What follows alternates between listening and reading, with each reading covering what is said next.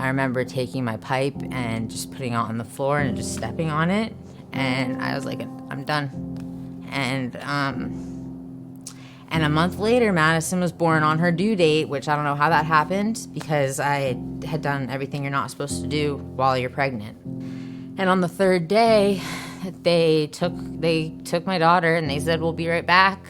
And they never came back.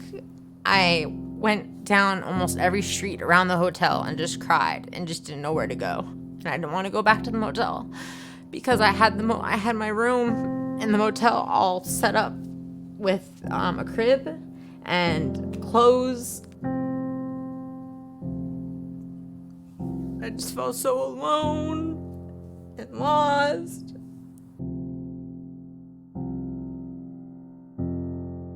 I was advised to be cordial but confidential because the bio mom was hostile to the first foster parents. And so obviously not really what I wanted to hear. They said be confidential, so I thought, is it bad if she even knows my name? So when I met Lauren, I didn't know what to expect, but as soon as we started talking, she felt at ease with me.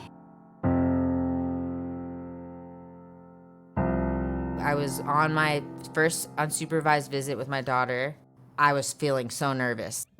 I have my daughter, and we can go wherever we want, and we can be back at this certain time. We can spend this time alone that I haven't had. She goes in my car, and we're driving, and Madison starts crying, and she starts crying and crying and crying, and I start crying, and we're both holding each other, and we're just crying, and I knew she didn't want me. So I met them at Trader Joe's parking lot, and we're in the parking lot, and I'm just crying and holding Madison, and Brian puts his hands over me while I'm crying, and he prayed for me.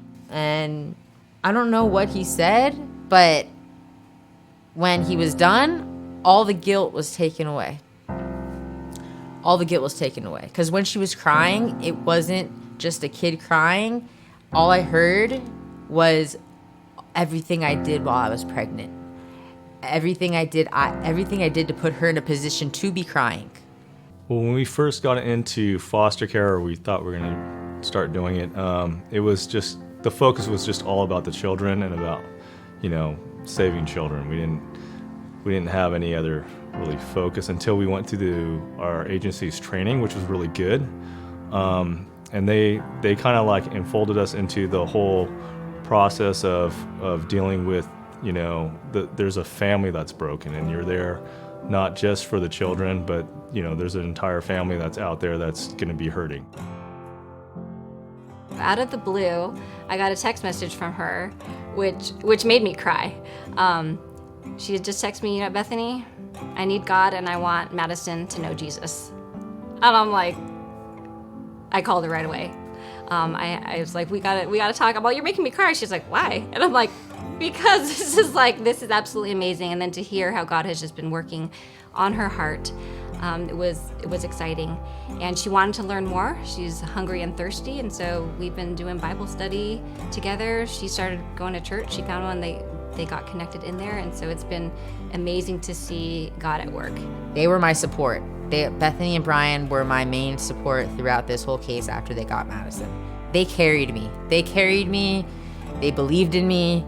My relationship with them is still growing, and I love them so much. I consider them to be my family. I get my advice from Bethany. I watch her family because I want what she has, and I want what her family has, and I want how her family is. I want that for my family. You think about walk by faith and not by sight. And going into fostering, we had a lot of questions. We had a lot of doubts, concerns, fear. There's a whole lot of emotions, and you almost don't want to do it, but you want to do it. And the things we feared most, I feel like didn't come to pass. We were so afraid that it would blow up on our faces and that it would be the worst experience ever for our family. And it hasn't been that way. I think we're always afraid to obey the Lord because we don't know what the cost will be. But in following Christ, the cost is always worth it. It really ends up being no cost. I'm like, we've gained more and then had to, put out kind of thing. And God is always so gracious in that way. So, I don't know why we get so afraid. But yeah, we do. And we're going to continue to grow in those things. But God is so kind. He's so kind in his dealings with us.